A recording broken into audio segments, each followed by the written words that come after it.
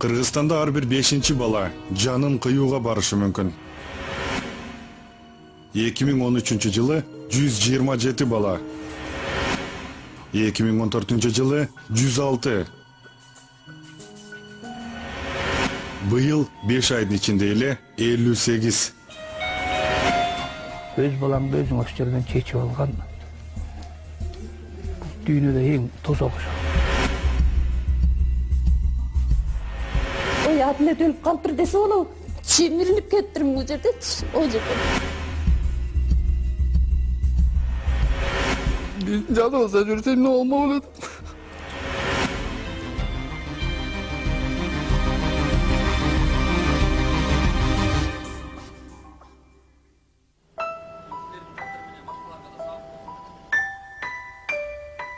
Alhamdulillah Rabbil alamin Rahman Rahim Maliki yawmiddin iyyaka na'budu wa iyyaka nasta'in. Allah'a şükür. Okuyan Kur'an'ların sıfatlarım hafızın değilsin.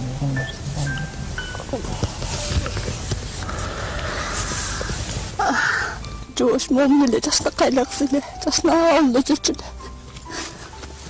Сергей жатып калды да бир талабай келип.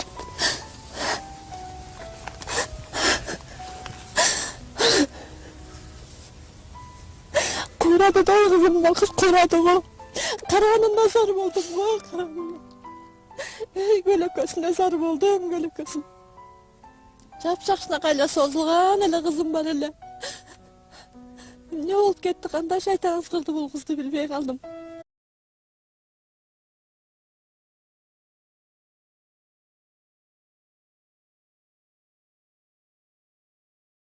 Он гүлүнүн бир гүлү ачыла элек 7-класстын окуучусу Алия ушул жылдын 10-майында өз жанын кыйган. Анын суицидке барышы туугандарын түмөн ойго салып, өлүмүнүн себеби табышмак бойдон турат.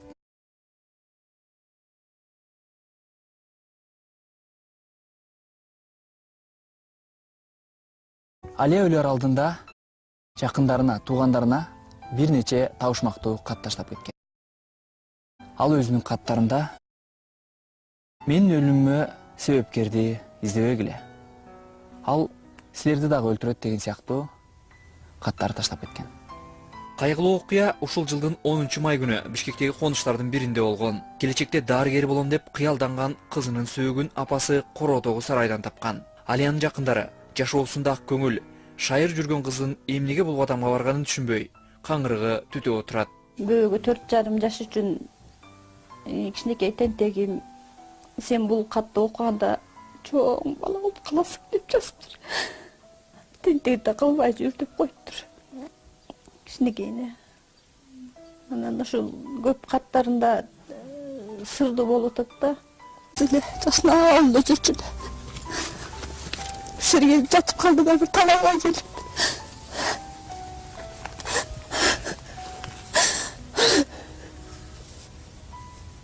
Курады да кызым, кыз курады го. Караганын назар болдум го, караганын. Көлөкөсүн назар болдум, көлөкөсүн. Жапшакшына кайла созулган эле кызым бар эле. Не болуп кетти, кандай шайтан ызгырды бул кызды билбей калдым.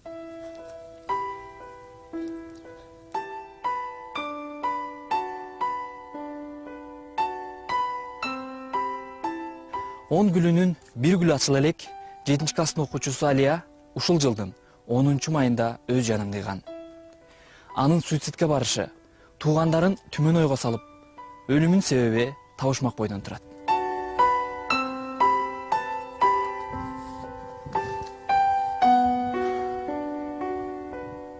Алия өлөр алдында жакындарына, туугандарына бир нече табышмактуу кат таштап кеткен.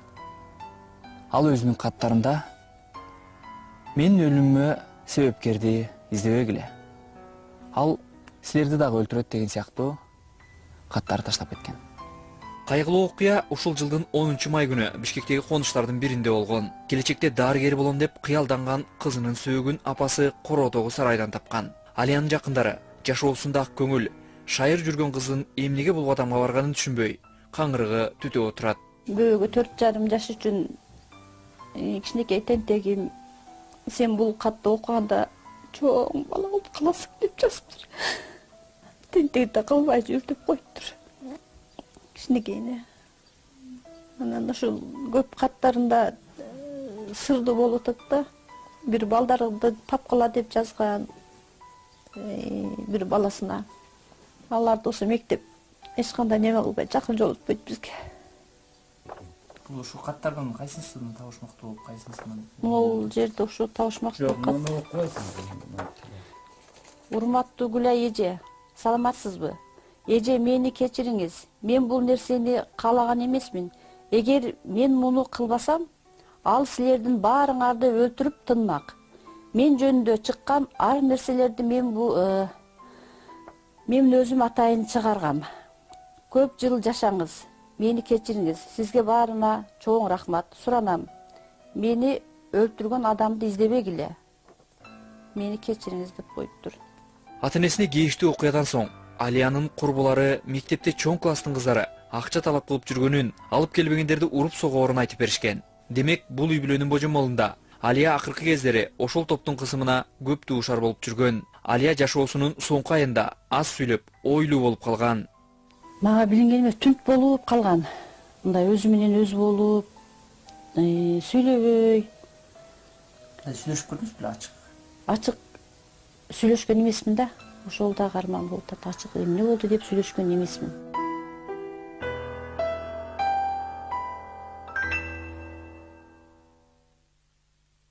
13 жашар кыздын өз жанын кыйышына дагы бир жагдай себеп болушу мүмкүн. Мурдараак Алиянын кош бойлуулугу тууралуу мектепте айын кеп тарап, мугалимдер аны гинекологиялык текшерүүдөн өткөрүшкөн экен. Кызык желе, бул текшерүү жөнүндө Алиянын ата-энеси кабардар болгон эмес. Бул ошондой болуп жүрүп, ушак тарап мектепте өздөрүнчө момундай ушак болуп кетиптир. Аны бизге айтпай эле. Бул кыздан, мына ошонун айынан биз кызды сойдуруп алдык.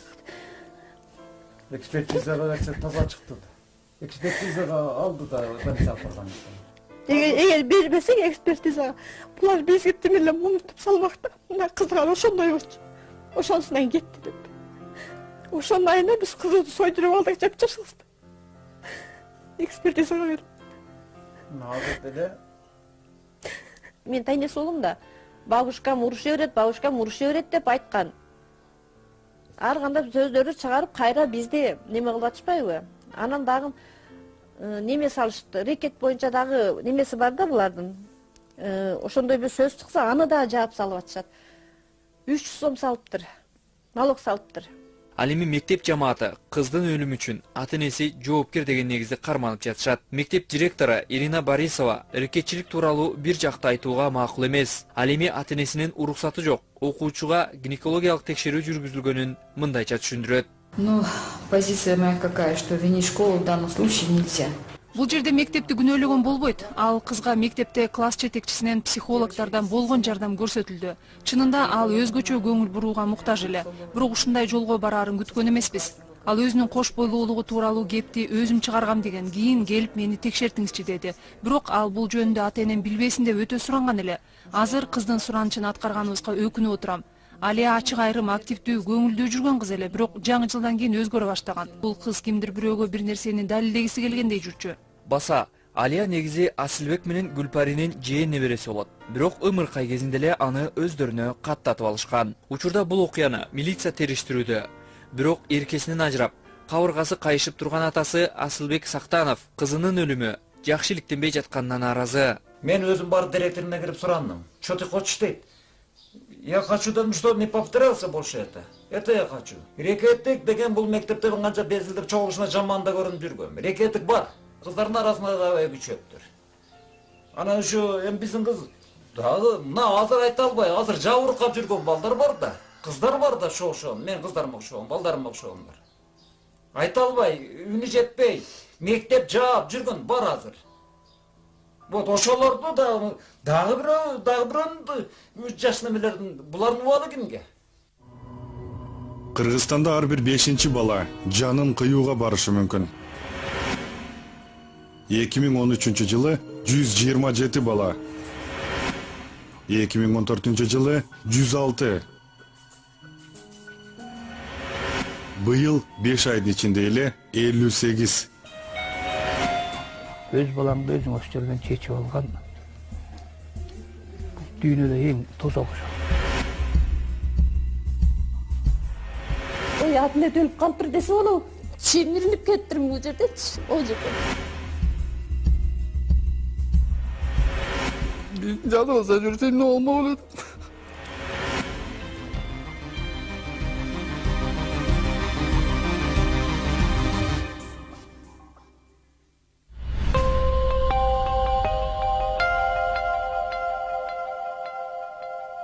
Bu dünyada ошол бир өзүң көрбөсө бир жөнөкөн өз балаңды өзүң ошол жерден чечип алган дүйнөдө эң тозок ошол. Эң оор ошол. Ушул эле убакта жан көтөргүс кайгыга батып, муну ошоп дагы бир ата көкүрөк күчүгүнөн айрылганына ишене албай келет. Ата эненин айтымында окуя мектептеги рекетчиликтен башталып, аны туура эмес териштирүүдөн улам 15 жаштагы чырактай бала бөөдө өлүмгө дуушар болгон. Үстүбүздөгү жылдын 7 февралында Жети-Өгүздүн Саруу айылында болгон бул окуя бүтүндөй айыл апанын үрөйүн учурду. Эмесе кепти башынан баштайлы.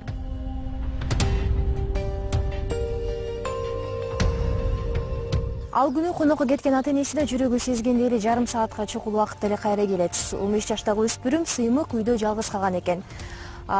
Атасынын айтымында акыркы ирет ал ушул маңдайда жашаган кошунасы менен эле кезигип, ата энесин күтүп жатканын айтат. Атасы келген учурда үйдүн эшиги ачык болуп, сарайдын эшиги бек болгонун байкайт.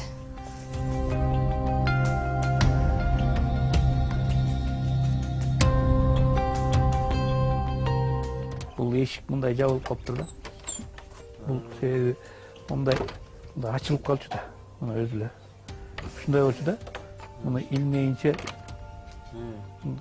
бул ушундай жабылып калыптыр да эмнегедир. Кандайча жабылып калган.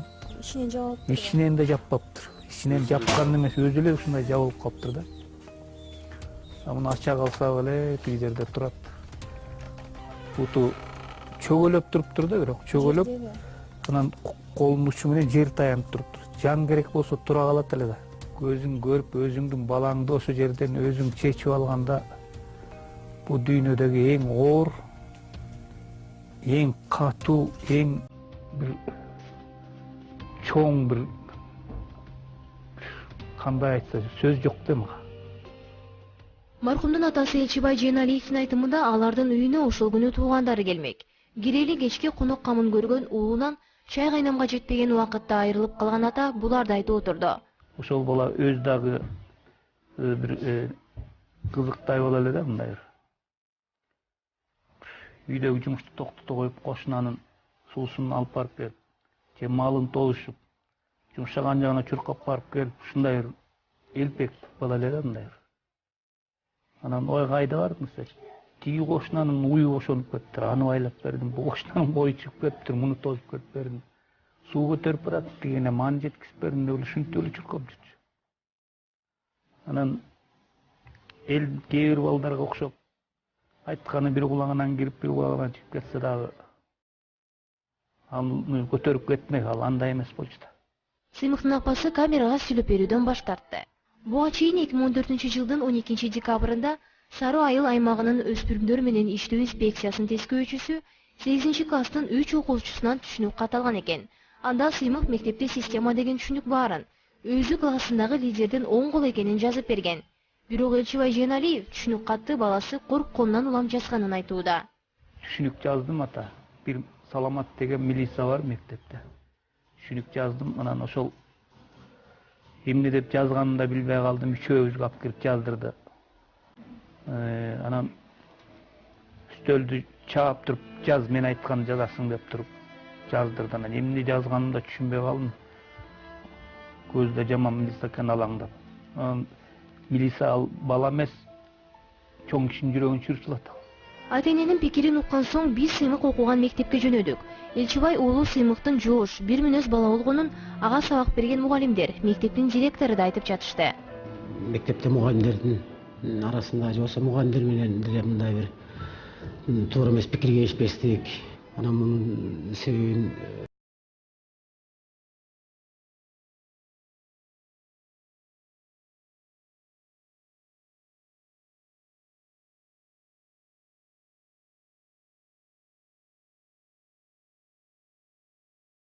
мындай бир балага деле мындай кысым көргөзүп, ошо мугалимдер тарабынан кысым көргөзүлүп, же болбосо дагы бир бөлөк балдар тарабынан деле кысым көргөзүлгөн деле эмес да. Ата-энеси зыркырап ыйлап, өлүмгө себепкер деп жаткан ал кандай түшүнүк кат эле? Чынында баары айтып жаткан жоош бала лидер беле деген бир канча жоопсуз суроолор жаралды. Тескөөчү түшүнүк кат жаздырган соң ал күнү 3 баланы райондук милициянын каттоосун алган. Сыймыкты каттоого алууга мектептин социалдык педагогу Алмазбек Токторбаев каршы болгон. Бирок тескөөчү анын да сөзүн укпаптыр. Идеяның сотрудник жағында тұрды. Мына болған жас бала 2 бала тұр.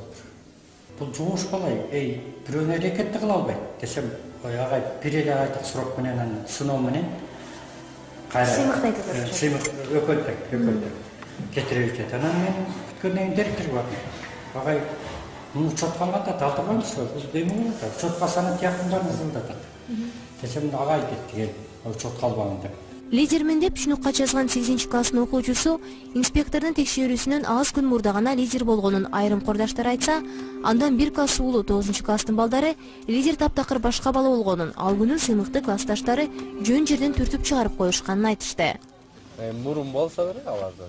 Жок, силер билбейсиңерби, инилериңерде эмне болуп атканын, ким лидер болуп атканын билбейсиңер? Түртүп чыгарып коюшты. 8дерден Мисалы, жошырактарым ба? Жок, ошо күнү боз кайрап деген болчу. Эми коркуп чыкпа койду да алды. Милиция келет дегенде мектеп күлкүлөп өткөрүп берип турду, ошол сен болгон. Башында эң биринчи мен болгом, сентябрдан 1-2 күн болбойм дедим, болгум келбей койду. Аны башкасы болот болбой жүрүп, андан кийин участковый келерде сыймык болуп калды, мен болоюн депчи. Класска бир бала тепкилептир. 3-4 күн мурун каза болгонго чейинчи. Сыймыкты билбейм аттан. Үстү жакта чоң балдар келип тепкилептир, 3-4 баланы. Биз тизир ачып кеткенбиз. Тепкилептир, андан кийин эле 3-4 күн өтпөй эле сыймык муну алды, уктук. Бул иш боюнча сыймыктын ата-энеси Жети Өгүз райондук ички иштер башкармалыгына 2 жолу арыз жазган. Райондук милиция аймактык тескөөчү Дүйшеевке сөгүш жарыялап, башка аймакка которуп жиберген. Бирок Сары Айыл аймагынын өспүрүмдөр менен иштөө инспекциясынын тескөөчүсү Салма Дүйшеев бул балдар мектепте тартипсиз экени тууралуу маалымат түшкөнүн, аны түшүнүк кат аркылуу окуучулар өздөрү тастыктап беришкенин билдирди. Ал негизи бизге түшкөн ыкчам маалымат эч качан айтылбайт, сыр болуп өзүндө сакталат. Ошо 600 буйруктун негизинде биз ошо мектептерге барганда жанагындай укук бузуулар болуп калганда, кылмыштуулук болуп калганда биз түшүнүк алып кеткенге биз укуктуубуз. Жалпы жонунан айтпай келипсиз, үч окуучунун тең баарын сурабайын, бир гана сыймык тууралуу айтып турган болсо макул. Сиз ким маалымат бергенин айтпаңыз, бирок ал эмне маалымат түштү, ошол боюнча конкреттүү айтып бере аласызбы? Буякта эмнеге жаздыңыз, мисалы, сыймык эле жеке? Буякта деген система деп коет да. Атайын ошо система 7 класстан 8 класстан баштап ошо системага киришет. Ошо система тууралуу ошо сураштыруу иштерин жүргүзгөндө ошо сыймык деген ошо бостун оң кол болуп неметилип калганда, дайындалып калган. Анан берки балдардан түшүнүк алганда ошо сыймыкты көрсөтүп балдар. Анан ошонун негизинде сыймыктан да түшүнүк алып кеткен. Жети Өгүз райондук ички иштер башкармалыгынын чечимине макул болбогон ата-эне прокуратурага кайрылган. Прокуратура аталган иш боюнча кылмыш ишин козгоп, тергөөдө балага үстөмдүк кылып жүргөн жогорку класстын окуучулары аныкталганын. Мындан сырткары түшүнүк кат жаздыруу учурунда мектеп мугалимдери менен аймактык тескөөчүнүн ишине шалаакы мамилеси тыкыр текшерилерин билдирди.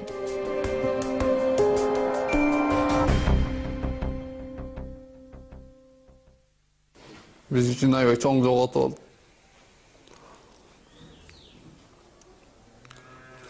Азыр ошолордун менин классташтарым көрсө ичим ооруйт да. Биз жаныбызда жүрсө эмне болмок эле. Кийинки окуя Сары айылына коңшулаш жайгашкан Чирпек айылында болгон. Мындан 5 жыл мурун бул үй бүлө 16 жаштагы Адлет аттуу баласынан айрылган. Ал каргашалуу күндү эми мынтип жакындары дагы көпкө чейин унутпаары турган иш. Ушундан чогурагы анан бул экөө бул дарбазадан кирип келатыр. Бул артына ийилип алыптыр. Мен эмнегедир эле көмүр алып кирип, от жагайын деп көмүргө чыксам эле чоңусуна айткан, ой чоң эле аял алган менен уруп едиң мен, болуп калды. Эмнеге ыйлап атат десем эле, ой Адлет өлүп калыптыр десе болобу. Чимиринип кеттир бул жерден, о жерден. Ошо дейдин биягы моритасы. Ушунча ошо балага күйөндө. Энеси такыр ыйлаганга да келбей байкуш ор коюп, арыктаган үстүнө арыктады. Аны сонрадан ушунга чейин алдырдык ушу балдар.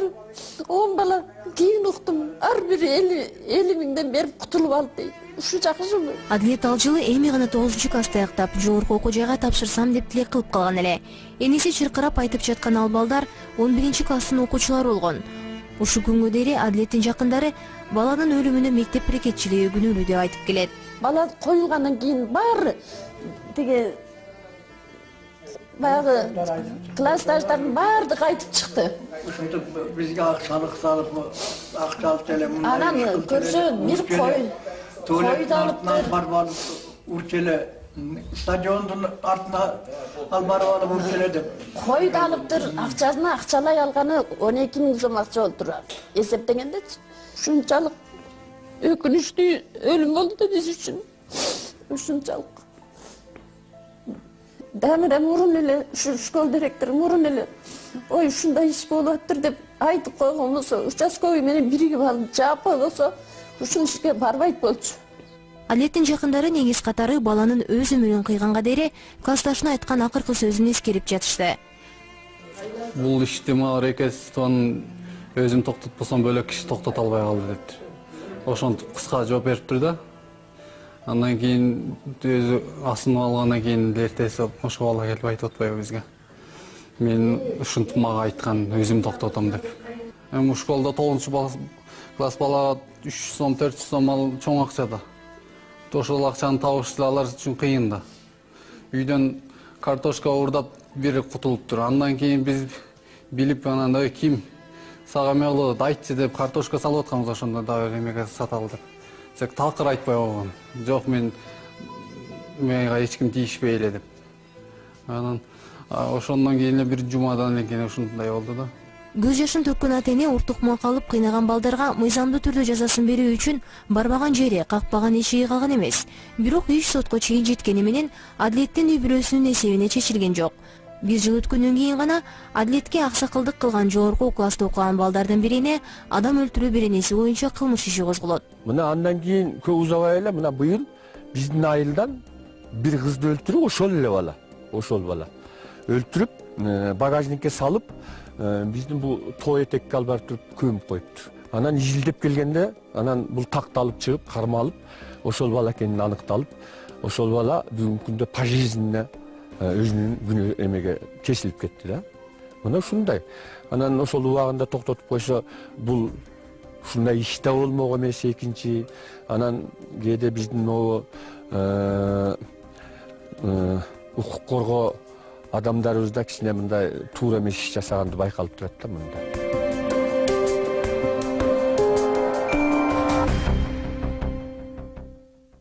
Технология өнүгүп, дээрлик ар бир адам интернетке колу жетип калган заманда өспүрүмдөр чөнтүк телефонунан эле электен өтпөгөн ар кандай маалыматка ээ болуп жатышат. Өспүрүмдөрдү суицидке үндөгөн, кала берсе өзүн кантип өлтүрүүнүн жол жобосу жазылган интернет сайттар жүздөп саналат. Кыргызстанда суицидке барган өспүрүмдөрдүн басымдуу бөлүгү өзүн өзү асып, муну өлгөндөр. Өлкөдөгү бул көйгөйдү чечүүдө дин ишмерлери дагы аракет кылып келишет. Анан адам деген ошол өлүп алуу менен кутулбайт. Өлүп алуу менен балким бардык проблемалар кайрадан башталат. Өлүп алгандыгы үчүн анын башында ого бетер чоң күнөөлөр жазылат. Бул арам иш кылган болот. Өзү өлүп алган адам өлтүргөндө күнөө. Адам өлтүргөндө күнөө. Кур'ан-ы Каримде эгерде кимдир бирөө бир адамды өлтүрсө, бүтүндө адамзатты өлтүргөнгө барабар деп айтылат да. Демек өзүн өзү өлтүргөн адам адамзаттын баарын өлтүргөндө күнөөгө кетет. Анткени ошол өзүн өзү өлтүрүү деген бир жаман жоруту баштап ошого себеп болуп калды. Адамзаттын укугун тебеледи деген майне келип чыгат. Ушунчалык корсутма менен адамзаттын бир көңүл бурбоосу, адамдардын бир жекирүүсүн туюп олтуруп, өзүн адам катары бир керексиз катары сезип калган учурда анан өлүмгө барып калат. Ошол себептен алардын адам катары сүйлөшүп, бир тууган катары бир жарым саат убактыңызды аябай турган болсоңуз, кадимкиде өзүндөгү жанагы руханий бир аарулануу, жаңылануу өзүнө келип чыгат. Адамды адам катары сезгенге жардам бериш керек да.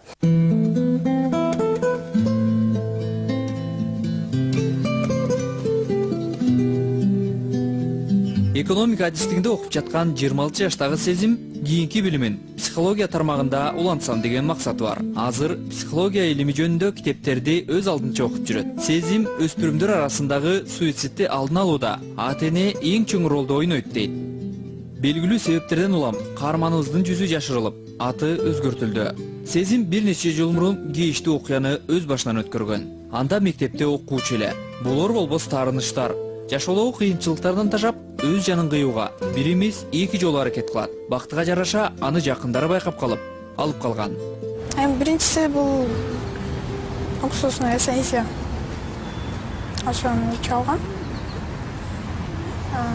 Отравление болгон организм. Ошондон үнүм азыр голосовой связкаларым жакшы кандай десем күйүп эметип калган да. Экинчи жолу дарылар дагы деле ошо ата-энем менен түшүнүксүз болуп, ошо 20 жашка чейин какой-то бунт болгон да мендечи. Ата-энеме алар мени жек көргөндөй сезилчү да мачы, урушуп, критиканы аябай көп айтышчу да мачы. Көп эч качан сен похвала деп коет го, мактоо. Андай жок болчу да. Мен мындай аракет жасасам деле көрбөй, мындай жаман жактарымы көрөрчү да. Мен ойлочумун, мен анда жаман болсом, мен анда жашабайм деген ушундай чечим кылгам да. Өспүрүмдөрдүн кайра-кайра өз жанын кыюуга барышы, жан дүйнөсү кыйналып турган учурда эч кимден моралдык колдоо ала албай, алардын аң сезиминде өлүм деген гана чечим туруп алат. Бул учурда сөзсүз психологдун жардамы керек. Эмне дегенде мен бул жашоодо эчтеке мындай эч ким мен эч кимге кереги жокмун. Мен жөнүндө эч ким ойлобойт. Турмуштун кызыкчылыгын мен көрбөйм, келечегимде да көрбөйм деп айтышат. Ушинтип жашагандан көрө жашабаганым жакшы деген сөздөрдү угабыз да. Өмүр менен өлүмдүн айырмасын али аңдап биле элек. Жашоонун баркын сезбеген өспүрүмдөрдүн мындай табышмактуу өлүмдөрүн эч ким түшүнбөй калып жатат. Суицидти алдын алуу эске алынбай, кайгылуу окуядан кийин гана күнөөлүүлөрдү издеп, кап деп бармак тиштеп калгандын кажети жок. Бири сүйгөнүнө, экинчиси ата-энесине, үчүнчүсү классташтарына же мугалимдерине таарынып, төртүнчүсү жашоосуна нааразы болуп, кээ бирлери болор болбос нерсе үчүн өз жанын кыюуга барышат. Көбүнчө жана 9, 10, 9, 8, 7 класстар бири-бирин тонойт экен. 9 класс 8 класстарды карайт экен, 8, 7-чини, 7, 6-чыны, анан 5-чини. Рекетчилик акыркы суицидке апарып атат да, ошо балдарга. Сөзсүз. Эмне дегенде балдар ата-энесине айта албайт. Эгерде айтса, ата-энеси да эмне кыларын билбей кыйкырып келишет. Балдарга жулмаланып киришет. Же чогуу мектеп менен чогуу иштешпейт. Ошондо балдар мына сен айттың да ой көтөр жаза тартат балдар. Ошо балдардан эле токмок жешет. Ошондуктан ата-энесине айткандан балдар коркушат. Эмне кыларын билишпейт. Ошондо айла жогунан ушинтип жашагандан көрө өмүрүмдү үзүп кеткенин жакшы деп ойлошот балдар. Демек, эгерде ата-эне мээримин төксө балага, биз айтабыз көбүнчө бана ошо суицидке барган балдар депривация деген психологиялык термин бар да, депривация деген балдарга тиешелүү нерсе, мисалы эненин мээрими, эненин сөзү, жакшы сөзү, ата-эненин жакшы сөзү, жана кучактоосу, ошонусу керек балага. Эмне кылыш керек ошондо? Ошондуктан көбүрөөк балдар менен баарлашып, баланы угуп, балага мен сени жакшы көрөм деп айтып. Адистер азыркы жаштардын аң сезими башкача экенин белгилеп, аларга совет мезгилиндегидей тарбия жарабайт дешет. Мындан улам ата-энелер балдарга болгон мамилесин өзгөртүүгө тийиш. Берүүнүн аягында жаш көрөрманга кайрылабыз. Турмушта көйгөйлөрдү чечүүнүн 1000 жолу бар. Ал эми суицид менен жашооңду өзгөртө албайсың.